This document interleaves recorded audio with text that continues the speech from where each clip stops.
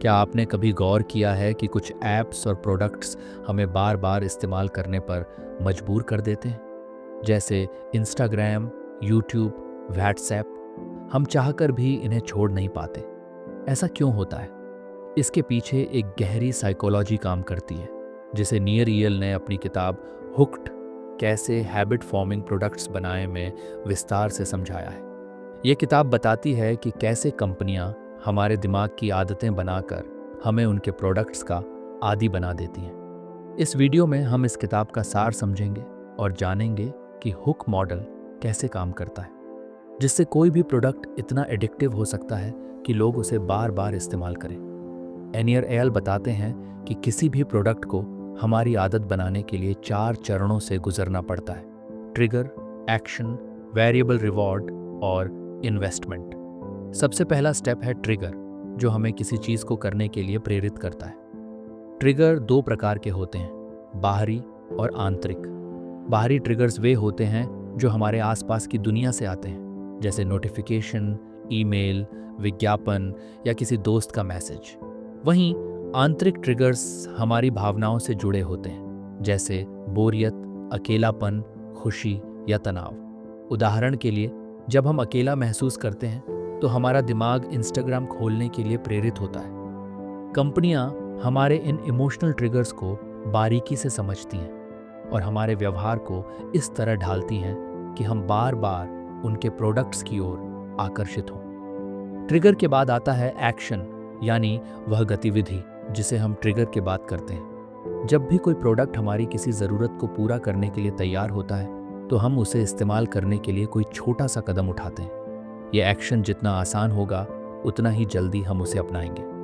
उदाहरण के लिए, टिकटॉक और इंस्टाग्राम रील्स पर वीडियो स्क्रॉल करना बेहद आसान होता है। सिर्फ एक स्वाइप और अगला वीडियो आपके सामने होता है। यही वजह है कि लोग घंटों तक बिना सोचे समझे स्क्रॉल करते रहते हैं। कंपनियां सुनिश्चित करती हैं कि इन छोटे छोटे एक्शंस को इतना सहज बना दिया जाए कि लोग बिना किसी रुकावट के उनका उपयोग करें। तीसरा स्टेप है वेरिएबल रिवॉर्ड, यानी ऐसा इनाम जो हर बार अलग हो। यही वजह है कि कुछ चीज़ें हमें बार बार करने का मन करता है। जब भी हम कोई सोशल मीडिया ऐप खोलते हैं, हमें कुछ नया देखने को मिलता है।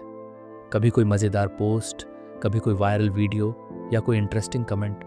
ये अनिश्चितता ही हमें बार बार ऐप खोलने पर मजबूर कर देती है। एनियर एयल बताते हैं कि यह ठीक उसी तरह काम करता है जैसे कैसीनो की स्लॉट मशीन।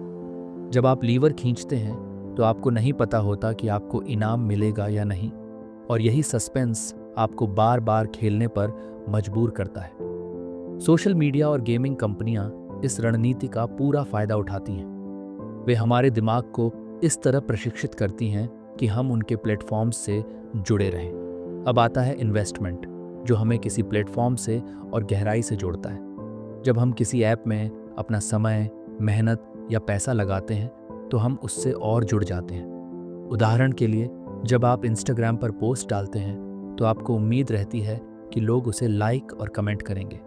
जब आप किसी प्लेटफॉर्म पर अपनी पसंद की चीज़ें सेव करने लगते हैं, वहाँ दोस्तों से बातचीत करने लगते हैं या अपनी यादें वहाँ स्टोर करने लगते हैं, तो उसे छोड़ना आपके लिए मुश्किल हो जाता है।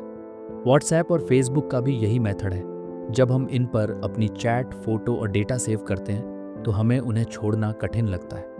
अगर हम किसी नए प्लेटफॉर्म पर जाते हैं तो हमें वहाँ फिर से अपनी दोस्ती और नेटवर्क बनाना पड़ेगा। इसलिए हम अपने पुराने ऐप्स को ही बार बार इस्तेमाल करते रहते हैं। अगर आप खुद कोई डिजिटल प्रोडक्ट बना रहे हैं, चाहे वह ऐप हो, वेबसाइट हो या कोई सर्विस, तो हुक मॉडल को समझना बेहद ज़रूरी है।